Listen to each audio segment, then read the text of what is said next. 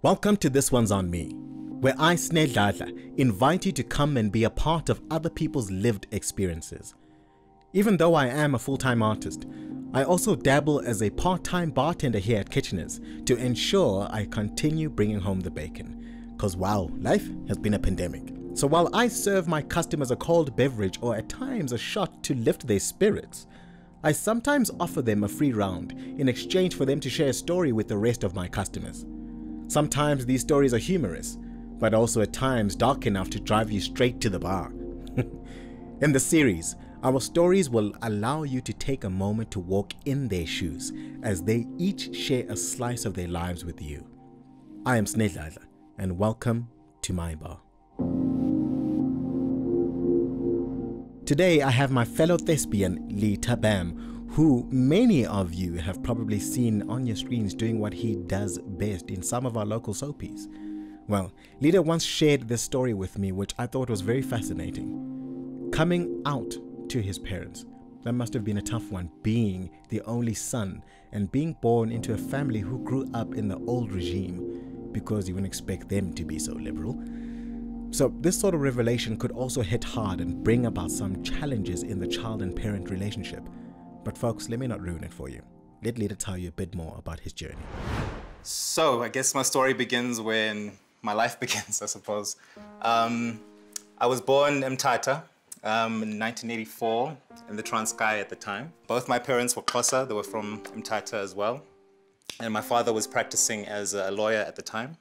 My father, I was kind of born into the whole the whole point of the story, I guess, is I was born in from a man who'd been on Robben Island with Mandela for 10 years. By the time I was born, he'd already been out of there since 1974. He was on the island for 10 years from 1963 to 1974. I came along much later when he'd met my mother eventually. And I was the youngest of two children that he had with my mother. And when I came out pretty loudly, let me say that. Very flamboyant. I had was very instinctive about who I was, let me say, and I knew from a very young age that I wasn't like other boys, as they say. Even from preschool, I gravitated towards, the girls, because I was supposedly one of them, and I had sort of an endearment to boys that was obviously, not accepted in the time. And I learned very quickly from grown-ups that that wasn't the way to be. And obviously being very sensitive, I took that to heart. I had a very hard time in school because I really was that kind of kid who liked people, who really wanted to, be liked. And very quickly I learned that who I was a problem. And I had to find a way to sort of express myself in another way, and that's where I just went straight through acting. I found acting very early. I loved performing and kind of being on the stage. It was my escapism from real life, which was very difficult. So 1994 happened, and my father got promoted from being a lawyer to a judge. And with that, we also moved to Johannesburg. And obviously, leaving PE and the familiarity that I had over there, even though it was difficult, people knew who I was, So Joburg was a new adjustment. And it was difficult the first couple of years because there wasn't really a strong drama department or anywhere where I could really express myself, I felt, up until I got to high school. Throughout high school, it was my passion, drama, and that's pretty much what I did. I had friends, whatever. I always had a thing whereby I didn't necessarily want to tell people or talk about it, but I always said I couldn't hide it. I didn't want to lie or hide it. So I just carried on, and eventually, I had experiences, obviously, because around about that time, we're talking about the mid-90s, so the internet was a very new thing. And that's obviously when I started meeting, other guys and people and talking, online and that kind of thing. So that's kind of how it first started off, sort of secretly, expressing that side of my life. But in life, I was just trying to be the best son, I suppose, that I could be. When I graduated from high school, I went straight to university. I did a year at Wits, and I don't think I was prepared for what came then, because all that freedom and finally being able to express myself was quite overwhelming. And I think with that and the pressure of, going to university and studying all that stuff, I kind of had a bit of a mental breakdown and just left everything and went to a very deep depression. which obviously got my parents worried.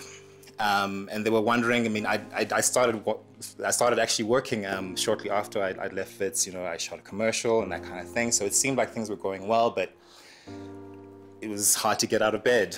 It was, you know, I just had no motivation. And eventually my mother confronted me about it and she said, listen, I've seen some things online. I've seen this website. Do you know anything about it? And as I said, I promised myself that if I was ever confronted with it, I would just tell them who I was. And I did. I told my mother first. And then obviously there was still the task of telling my father. And obviously this was, you know, was weighing on me a lot because I knew in my heart that it would be a big disappointment for him. I hoped it wouldn't be because, well, in my head, you know, he was this freedom fighter. He knew what struggle was about and that kind of thing. So I'd hope that side of him, you know what I mean? Yeah. That side of him would at least, you know, would understand. But unfortunately, it wasn't that way. He had a very difficult time with it. What I can be grateful for is that at least by that point, I knew who I was and stood my ground and knew that as much as I had a lot of love for my parents, I had to be who I was and I had to live my life. And I think, you know, even as a child, I thought about running away from home, but I was told, like, don't be silly. You've got a comfortable bed and a roof over your head, so don't mess that up. But, but eventually, when that moment came, we went to family therapy. You know, we did the work and my parents did the work. Long story short, I finally got an opportunity to get an acting job on a show called Scandal about 10 years ago, and the role was a gay character. And at the time, there had never been a black gay character on a soapie. And as much as I wanted to work, it scared the hell out of me, obviously, because I was still dealing with my parents trying to accept this part of my life and actually trying to accept the profession as well. So here we go, this role came and this is the character and stuff, and I had to decide what to do. And in that moment, I thought, you know what, Litha, that's actually a gift. And I went through with it and expecting the worst. But what actually happened was, you know, the audiences really loved the character. And my dad came to me one day and you know, just,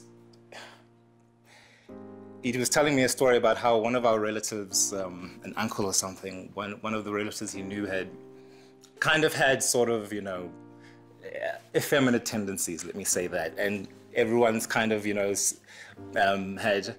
had suspicions about him. He eventually got married, kind of, you know, did what the family, you know, had expected of him. And then one day he just disappeared and they never saw him ever again. And that was like 40 years ago or something like that. And he just said to me, well, I realized that the difference is like, you either make the choice of completely disappearing or you make the choice to just go out there and shine.